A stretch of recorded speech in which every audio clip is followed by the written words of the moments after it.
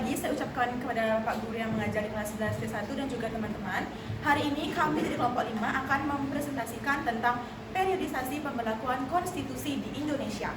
Sebelum itu, perkenalkan saya dan teman-teman dulu sebelum memulai videonya. Dimulai dari sebelah kanan saya. Saya Iftik Evan Sawyana, absen 12. Saya Maulana Islami Pasha, absen 27. Saya Nikada Ayu Suci Bawani, nomor absen 29. Saya Nikada Khairul Yamarani, absen 32. Saya Igusti Widanggreni, nomor absen 11. Baik, itulah nama-nama dari nama kelompok kita. Selanjutnya kita akan menayangkan video presentasinya. Selamat menyaksikan.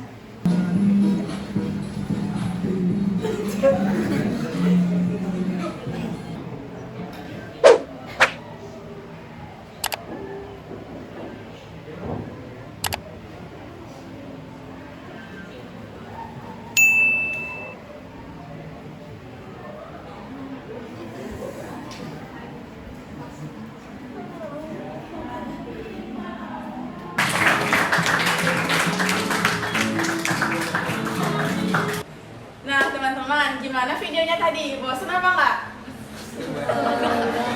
Bosan. Ada trik gitu ya, aduh maaf ya. Tapi semoga kalian paham ya, dan kalian juga kalau kurang jelas bisa baca di itu di buku ataupun kalian bisa searching lebih lanjut. Nah, sekarang kita akan buka tanya jawab. Jika kalian ada yang mau bertanya, kalian silakan. Tapi saya akan batasi 2 orang ya, dan nanti kita akan punya games juga. Tapi saya akan menerima jawaban dari kalian, pertanyaan dari kalian, terus kita main games. Ya silakan, mau yang bertanya, ada yang bertanya? Kita 2 orang aja ya.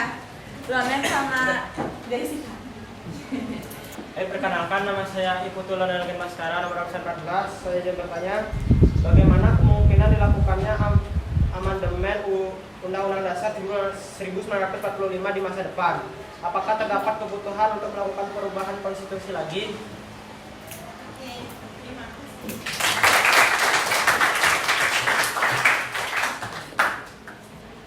Perkenalkan, nama saya Rifki Jessica Natasha, nomor absen 39. Saya izin bertanya, bagaimana proses penyusunan Undang-Undang Dasar 1945 dan jelaskan peran tokoh-tokoh penting dan faktor-faktor yang memengaruhi konstitusi.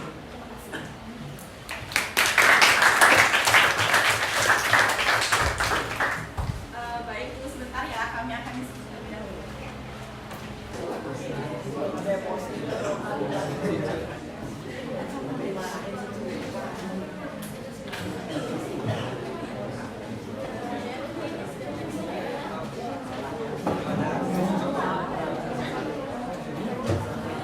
Izin menjawab pertanyaannya, Loren. Kemungkinan yang dilakukannya amandemen UUD 1945 di masa depan masih terbukanya tergantung pada kondisi politik dan sosial yang berkembang. Kebutuhannya, perubahan konstitusi mungkin diperlakukan jika dapat masalah fundamental dalam sistem ketatanegaraan. Namun perubahan konstitusi harus dilakukan hati-hati dan melalui proses yang demokratis. Saya terima.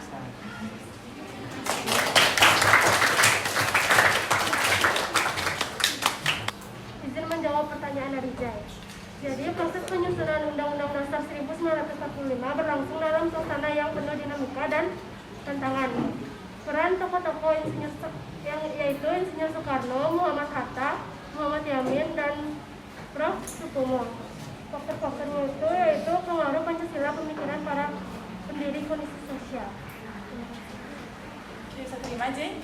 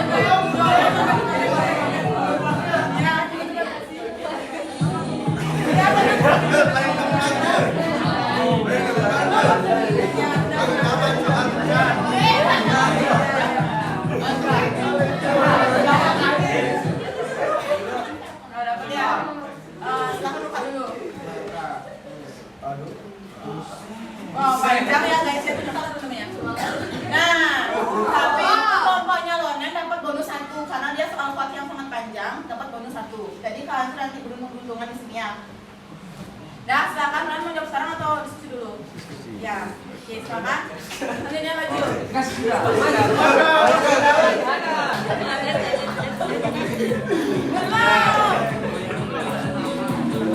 Ya, ada.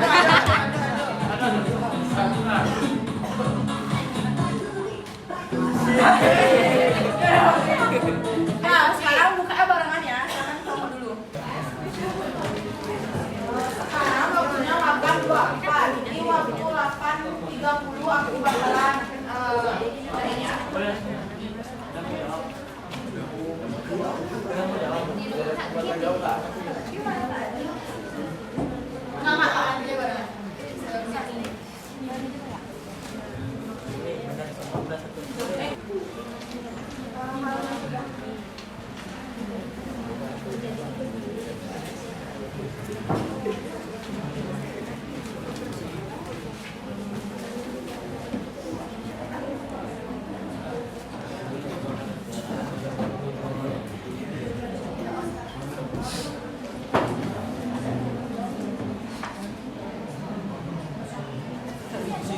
Kalau ada yang kesusahan itu ada clue-nya ya.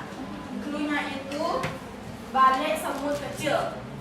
Nah, itu pokoknya silakan kalian cari di sana semuanya. Balik semut kecil. Balik semut kecil bawah. Udah punya ya. Yuk,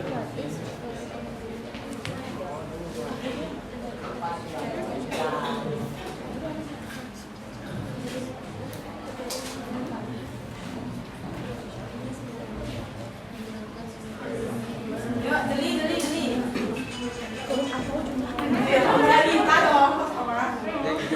Lupa like, komen. Oke, di sini saya izin menjawab pertanyaan dari kelompok 5. Pertanyaannya, menurut pendapat kalian, apakah kelima indikator tersebut sudah dilaksanakan di Indonesia? Jelaskan. Jadi di sini ada 5 pernyataan. Yang pertama ada akuntabilitas, yang artinya semua pemegang jabatan yang dipilih rakyat harus dapat dipertanggungjawabkan. Tanggungjawabkan itu indikator pertama. Indikator keduanya, rotasi kekuasaan yang artinya pergantian pemegang jabatan dilakukan secara teratur dan damai. Yang ketiga, rekrutmen politik yang terbuka. Semua orang memiliki peluang yang sama dalam mengisi kekosongan jabatan. Yang keempat, pemilihan umum sebagai wujud pelaksanaan rotasi kepemimpinan, yang artinya semua orang memiliki hak untuk memilih dan dipilih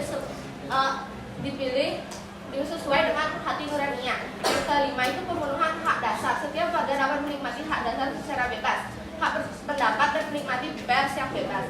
Nah, kan pertanyaannya, apakah 5 indikator tersebut sudah dilaksanakan? Mari kita bahas satu-satu. Yang pertama itu akuntabilitas. Semua pemegang jabatan dipilih rakyat harus dapat mempertanggungjawabkan. Ya, itu sudah dilaksanakan karena setiap jabatan seperti presiden, gubernur, dan bupati dan yang lainnya itu sudah mempertanggungjawabkan karena telah dipilih oleh rakyat. Yang kedua, rotasi kekuasaan. Pergantian pemegang jabatan dilakukan secara teratur dan damai. Ya, pergantian jabatan selalu dilaksanakan setiap 5 tahun.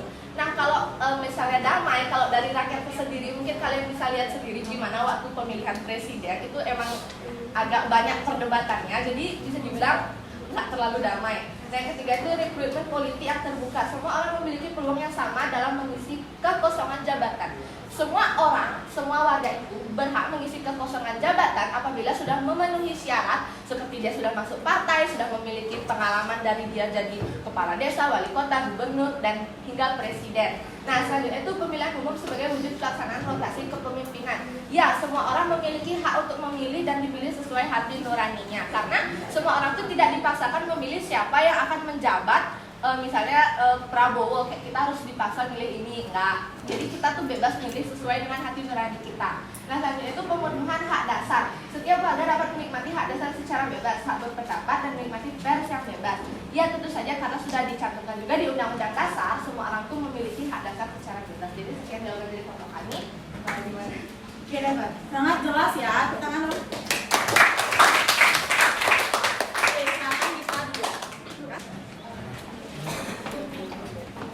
Baik, saya di sini Fania akan menjawab pertanyaan dari kelompok namanya Ayu Suci dan kami dari kelompok 4. Jadi pertanyaan pertama itu adalah Undang-Undang Dasar dinamakan sementara karena memang sifatnya hanya sementara. Hal ini tertuang dalam UUD nomor 7 tahun 1970, tercatat pada periode 1990 sampai 1959 terjadi 7 kali pergantian kabinet. Kabinet ini mempunyai tugas utama menyelesaikan persoalan pemberontakan di daerah. Lalu pertanyaan pertamanya adalah, menurut kalian kabinet apakah ini? Jawaban yang kami temukan adalah kabinet Juanda dari Maret 1957 sampai Juni 1959. Lalu yang ada pertanyaan kedua adalah, pada tanggal 5 Juli 1959, Presiden Soekarno mengeluarkan Dekret Presiden 5 Juli 1959 yang antara lain berisi tentang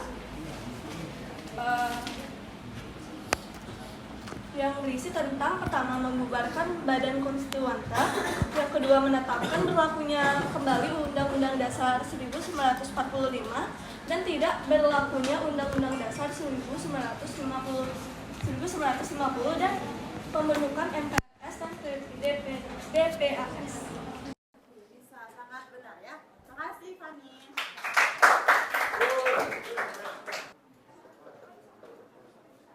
Oke, jadi perkenalkan, saya Ida Yulakanya Dewi dari kelompok 3. Izin menjawab pertanyaan dari kelompok lain. Nah, jadi pertanyaannya, menurutmu pendapat kalian siapakah yang merancang atau membuat rancangan UUD tersebut? Nah, jadi yang merancang UUD tersebut adalah Delegasi Republik Indonesia dan Delegasi BOO atau Bijen Corps for Federal Overlap. Nah, pada konferensi di meja bulan. Lalu yang kedua itu Konstitusi Republik Indonesia Serikat terdiri atas Mukadimah, isi dan piagam persetujuan. Dan isi Konstitusi Republik Indonesia terdiri atas 6 bab dan 197 pasal.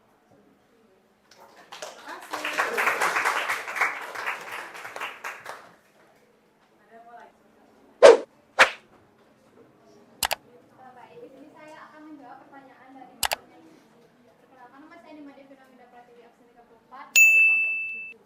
Jadi untuk pertanyaan pertama itu, menurut pendapat kalian apakah yang menjadi tantangan dalam memahami periodisasi pemberlakuan konstitusi di Indonesia? Jadi menurut kelompok kami, yang menjadi tantangan dalam memahami periodisasi pemberlakuan konstitusi di Indonesia, salah satunya tuh Indonesia mengalami beberapa kali perubahan UUD 1945. Contohnya tuh seperti konstitusi RIS 1949. Lalu pertanyaan kedua, seiring berjalannya waktu, konstitusi Indonesia mengalami beberapa perubahan, yaitu UUD 1945, konstitusi RIS 1649,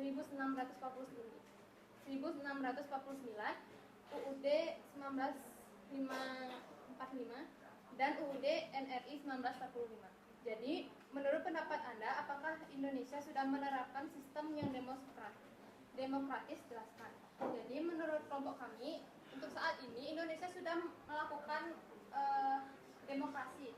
Salah satunya itu adalah pemilu presiden, lalu pemilihan gubernur, dan adanya demo di lingkungan masyarakat. Sekian, terima kasih.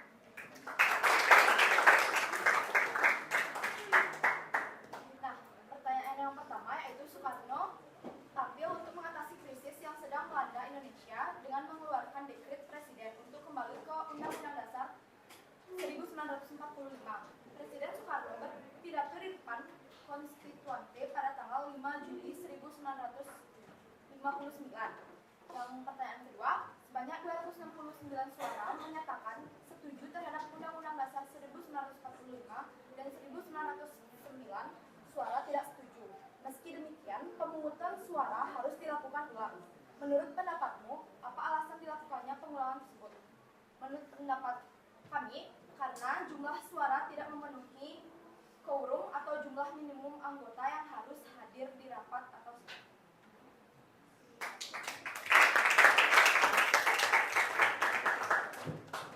Nah teman-teman, sekian presentasi dari kelompok saya, kelompok kami. Kami di sini berlima, sama ada satu yang hadir. Kita mohon maaf bila ada kesalahan ataupun kesinggungan dan yang kurang berkenan di hati teman-teman saat kita mempresentasikan ataupun memberikan tanya jawab. Kami tutup dengan para pesanti. Om Santi Santi Santi.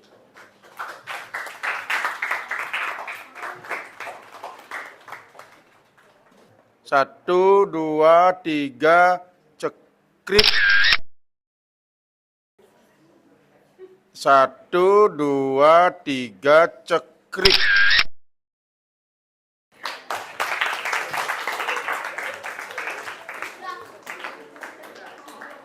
Lagi berikan aplaus buat kelompok 5.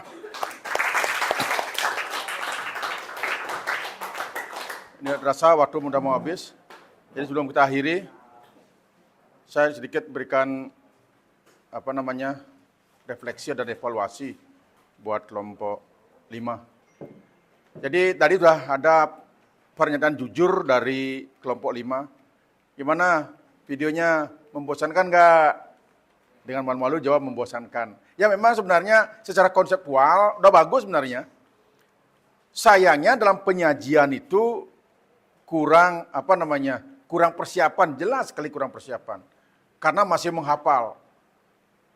Ya, mestinya di sanalah banyak dialog ketika kalian membuat video pembelajaran tadi. Makanya belajar itu tidak hanya pada saat tik video, tetapi memang dikuasai materinya. Sehingga ketika dialog tidak kesannya membaca, apalagi membacanya belepotan. Ya kan? Bagaimana mungkin kalian ketika menyampaikan pesan materi yang kalian kuasai sesuai dengan kelompok kalian tik dalam video, teman kalian bisa menguasainya, bisa memahaminya. Orang kamu sendiri nggak paham.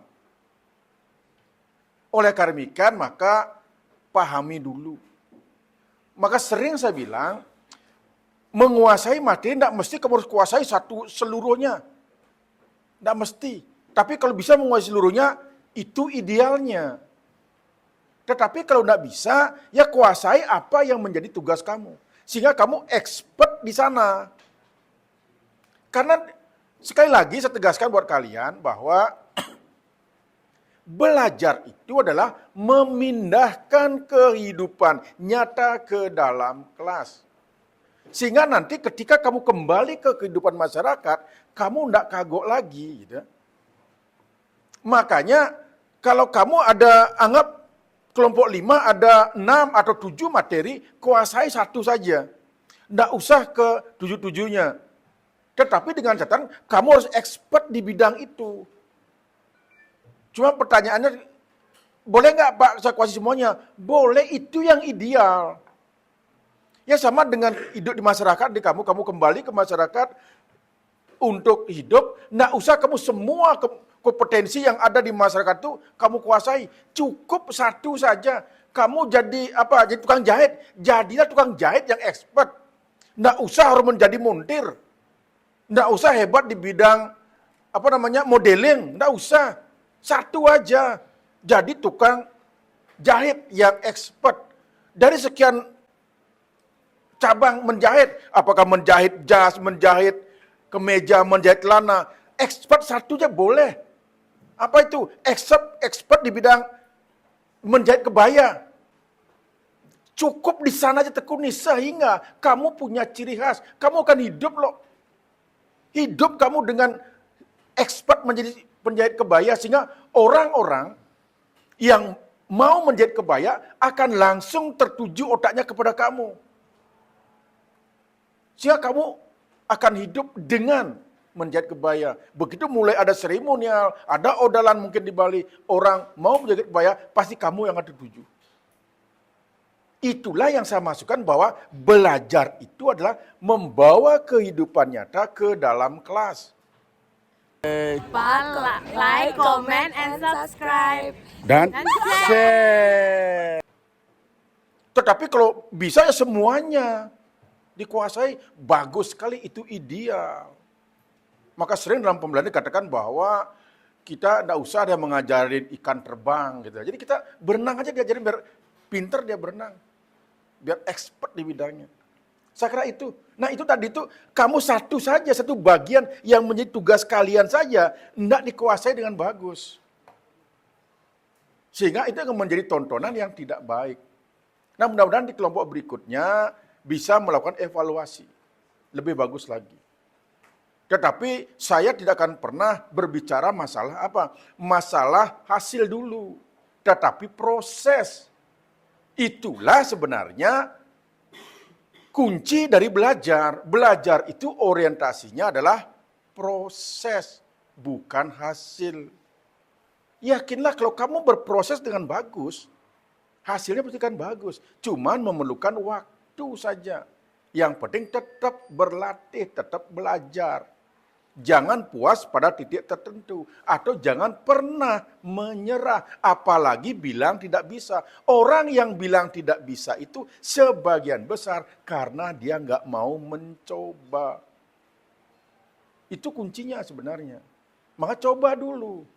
Tidak ada satupun sebenarnya pekerjaan di dunia ini tidak bisa kita lakukan. Yang penting kita berproses. Nah, masalah hasil biarkanlah ditentukan oleh proses yang kita lakukan. Semakin bagus prosesnya, maka hasilnya pasti akan semakin bagus. Karena yang selalu saya bilang bahwa hukum alam itu begitu. Selalu saya mengulang-ulang itu. Apa itu? Kalau kamu ingin mendapatkan hasil yang banyak, bekerjalah yang banyak. Kalau kamu ingin mendapatkan yang berkualitas, bekerjalah yang berkualitas.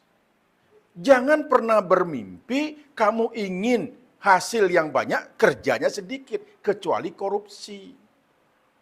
Kan begitu? Nah, oleh karena demikian, maka mari kita pelajari bagaimana sih belajar yang sebenarnya. Oleh karena demikian, maka berproseslah kalian. Ketika kalian masuk dalam sebuah kelompok, diberikan tugas, berproses. Itu mungkin sedikit masukan buat kelompok 5 ya, dan kelompok yang lain ke depannya lebih bagus lagi. Nah, sekarang karena waktu mau habis, saya simpulkan aja lah. Ya, periodisasi pemberlakuan konstitusi kita di tahun 45 sampai saat ini yang dibahas oleh kelompoknya Suci itu mulai dari 45 sampai dengan yang pertama apa? Sampai dengan 49. Ya kan? 1945 sampai dengan 1949. Di mana berlakunya Undang-Undang Dasar 1945. Produk dari siapa? Diawali oleh siapa? BPUPKI. Kan di sana produk kan dia akan 2 kali dia bersidang.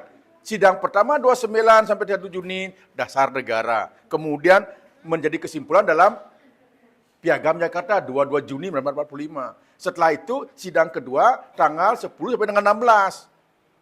Mempersiapkan apa? Undang-Undang Dasar. Setelah itu disahkan oleh BPKI. Itu. Setelah itu periode berikutnya adalah karena Belanda tidak mengakui Indonesia. Karena itu Belanda mengatakan udah ada Jepang. Indonesia itu merdeka ada Jepang gitu. Itu propaganda Belanda yang disampaikan ke dunia internasional. Tidak ada Indonesia. Indonesia itu adalah bentukan Jepang, akal-akalan Jepang gitu. Makanya diakui. Karena begitu propagandanya, maka propaganda lawan propaganda. Yang penting Indonesia diakui oleh Belanda, maka Indonesia mengikuti gaya Belanda. Akhirnya muncullah hasil negosiasi Republik Indonesia Serikat. NKRI nggak diakui, diakuinya Indonesia Serikat. Maka berlakulah mulai tahun 45 sampai dengan 50, yaitu Republik Indonesia Serikat. Agar tak diakui. Undang-undang dasarnya pun diganti menjadi konstitusi RIS. Nah, karena kita tidak cocok sebagai negara serikat, maka hanya berlaku sementara sampai tahun 50. Setelah itu RIS bubar, maka kembali ke negara kesatuan.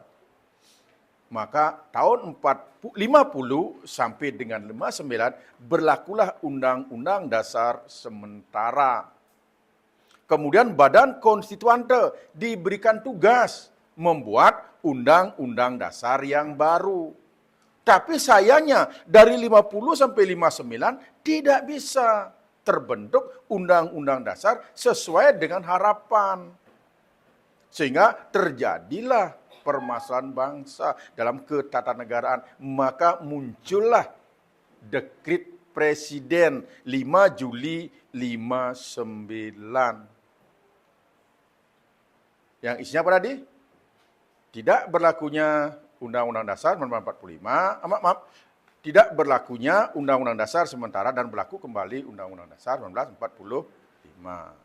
Setelah itu, yang pertama kan bubarkan Badan Konstituante. Dia yang pertama ya, bubarkan Badan Konstituante, berlaku kembali Undang-Undang Dasar 1945 dan tidak berlaku lagi UUD 1950. Kemudian dibentuknya DPAS dan MPRS. Gitu. Maka mulailah berlaku Undang-Undang Dasar 1945 periode kedua.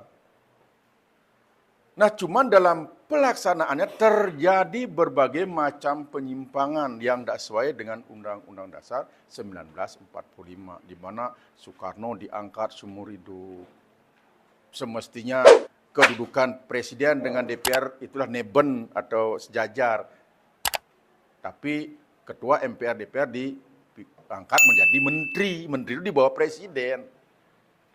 Akhirnya terjadilah puncaknya pemberontakan G30 SPKI. Nah, itulah koreksi terhadap Undang-Undang Dasar 1945. Maka muncullah Orde Baru. Apa itu Orde Baru? Orde di mana menyatakan bahwa tatanan kehidupan berbangsa dan bernegara dengan meletakkan Pancasila dan Undang-Undang Dasar 1945 secara murni dan konsekuen. Itu awalnya Orde Baru muncul, tapi sayangnya tidak murni dan konsekuen. Terjadi berbagai macam gejolak di masyarakat dengan banyaknya KKN, kemudian terjadi krisis moneter awalnya menjadi krisis multidimensional. Akhirnya Pak Harto mengundurkan diri. Sejak saat itu maka Undang-Undang Dasar 1945 dilakukan amandemen. Maka muncullah namanya Orde Reformasi dari 98 sampai sekarang. Demikian mungkin kesimpulannya karena waktu mau habis. Oh ya, tadi mengatakan pertanyaannya salah satunya, apakah mungkin nggak Undang-Undang Dasar 1945 diubah kembali? Mungkin saja. Karena Undang-Undang Dasar 1945 itu bukan kitab suci. Ya, kitab suci tidak boleh diubah. Al-Quran tidak boleh diubah. Weda tidak boleh diubah. Tapi Undang-Undang Dasar boleh diubah. Kalau memang diperlukan sesuai dengan tuntutan zaman. Kan zaman ini kan berkembang, dinamis. Yang penting bagaimana prosesnya harus sesuai dengan prosedur. Karena Indonesia adalah negara hukum sesuai dengan pasal 1 ayat 3 Undang-Undang Dasar 1945. Indonesia adalah negara hukum. Nah, ketika ingin mengubah Undang-Undang Dasar 45, lihat pasal 37 Undang-Undang Dasar 1945. Bagaimana mekanismenya? Lihat di sana, ikuti. Saya kira itu kesimpulan yang bisa saya sampaikan. Mudah-mudahan karena waktu sudah habis, karena mudah-mudahan di minggu depan lebih bagus lagi anak-anak mengeksplor. Nah, ketika mungkin memberikan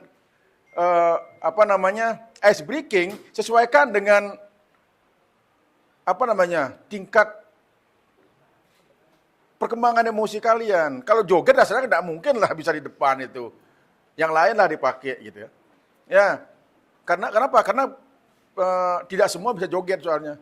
Lebih banyak malu-malunya. Kalau ice breaking yang lain mungkin banyak. Oke, saya kira itu. Baik, kita berikan applause untuk kita semua biar lebih semangat lagi belajar. Baik, terima kasih anak-anak. Sampai jumpa minggu depan. Tolong kelompok yang lain berikan yang terbaik buat kelas kita agar pembelajaran lebih menyenangkan sehingga kita bisa terhindar dari kegiatan yang monoton. Baik, terima kasih. Selamat pagi.